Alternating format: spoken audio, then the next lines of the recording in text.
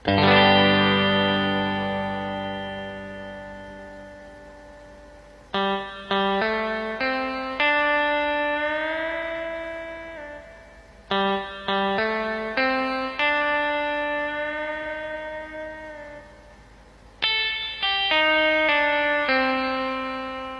Selamat lah, siang semuanya yang melihat video ini. Kami di sini akan menjelaskan materi bab pertemuan kedua yaitu analyzing transaction. Sebelumnya seperti kata pepatah mengatakan, tak kenal maka tak besti. Perkenalkan nama saya Farel Altera Ditya dengan NPM terakhir 188. Lalu teman saya. perkenalkan nama saya Ibu Agung Brahmana Arta dengan NPM belakang yaitu 192. Kenalkan, saya Ahmad Faiz Ferdiansyah dengan NPM belakang 211. Dan saya Muhammad Noval Rodi dengan NPM belakang 214. Kali ini saya akan menjelaskan tujuan pembelajaran dari materi analyzing transaction. Yang pertama yaitu memahami lebih dalam tentang karakteristik akun dan bagiannya. Yang kedua adalah pengilustrasian penjurnalan transaksi menggunakan double entry accounting system. Yang ketiga, memahami tentang penjurnalan dan pembukuan transaksi ke dalam akun. Yang keempat, memahami pembuatan neraca saldo yang digunakan untuk menemukan kesalahan. Dan yang kelima atau yang terakhir, menjelaskan tentang penggunaan analisis horizontal untuk evaluasi kinerja dan kondisi keuangan. Account. Account merupakan catatan atau record sistematis yang digunakan untuk setiap elemen keuangan.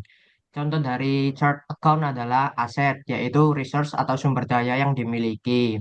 Yang kedua adalah liabilities, adalah utang atau kewajiban yang harus dibayarkan kepada creditors. Yang ketiga, owner's equity adalah hak atas pemilik setelah liabilities terlunasi. Yang keempat adalah revenues, adalah pendapatan yang didapat dari penjualan barang atau jasa yang termasuk dalam aset dan owner's equity. Yang kelima adalah expense, adalah hasil dari penggunaan aset dalam proses menghasilkan pendapatan. Nah, selanjutnya yaitu ada double entry accounting system, yaitu ada balance sheet account, income statement account, owner withdrawals, normal balance, and journalizing. Nah, balance sheet atau neraca adalah laporan keuangan yang menunjukkan posisi keuangan suatu perusahaan yang terdiri dari aset, liabilities, dan owner equity.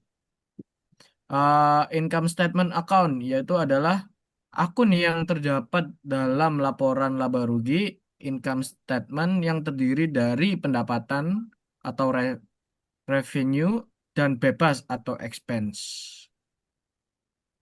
Nah, yaitu selanjutnya ada owner withdrawal, yaitu adalah pengambilan aset yang dilakukan oleh pemilik usaha untuk kepentingan pribadi dan bukan untuk kepentingan perusahaan. Nah, selanjutnya ada normal balance, yaitu merupakan sebuah akun yang menunjukkan apakah akun tersebut biasanya memiliki saldo debit atau kredit tergantung bagaimana peningkatannya dicatat. Selanjutnya ada journalizing, yaitu merupakan proses pencatatan semua transaksi keuangan dalam jurnal kronologis atau urutan waktu. Nah, lalu di sini saya akan menjelaskan tentang journalizing and posting to account atau penjurnalan dan pembukuan ke akun. Transaksi pertama kali dicatat dalam jurnal secara berkala, lalu entry dalam jurnal dipindahkan ke akun dalam buku besar. Pemindahan ini seperti debit dan kredit yang dinamakan pembukaan. Untuk contoh transaksi yang pertama, seperti perusahaan sutra membayar premi sebesar 2.400 untuk asuransi polisi, yaitu tanggung jawab hukum, pencurian, dan kebakaran selama periode 1 tahun.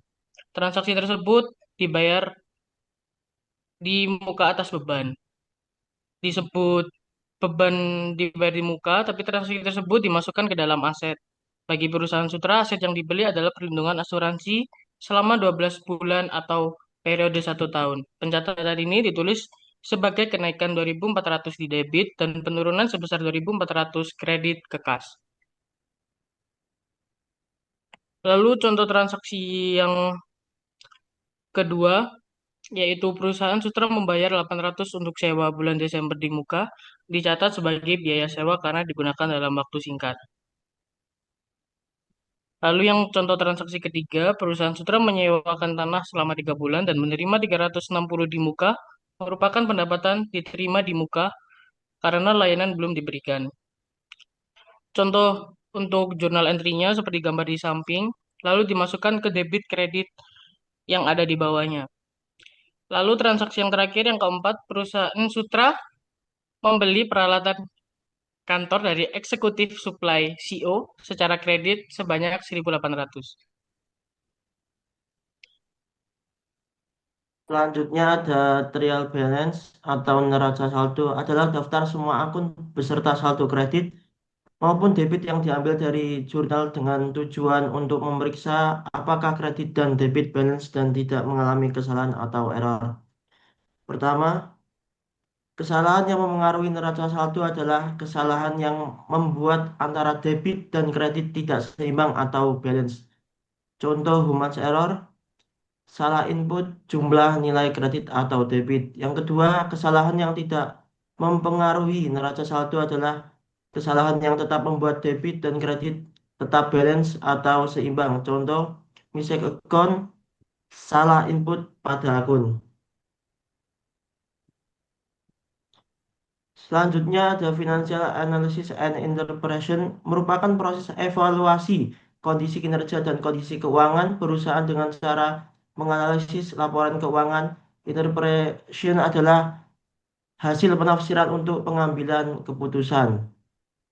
Salah satunya adalah horizontal analysis. Analisis horizontal berfungsi untuk menganalisa perkembangan dengan membandingkan data laporan keuangan 1 tahun lalu atau lebih untuk sebagai perbandingan. Nah, Sekian dari makasih. kelompok kami. Semoga teman-teman bisa paham dengan penjelasan kami semua tentang materi dan bab kedua. Sekian dari kelompok kita. Terima Terima kasih. kasih. Terima kasih. Terima kasih semuanya.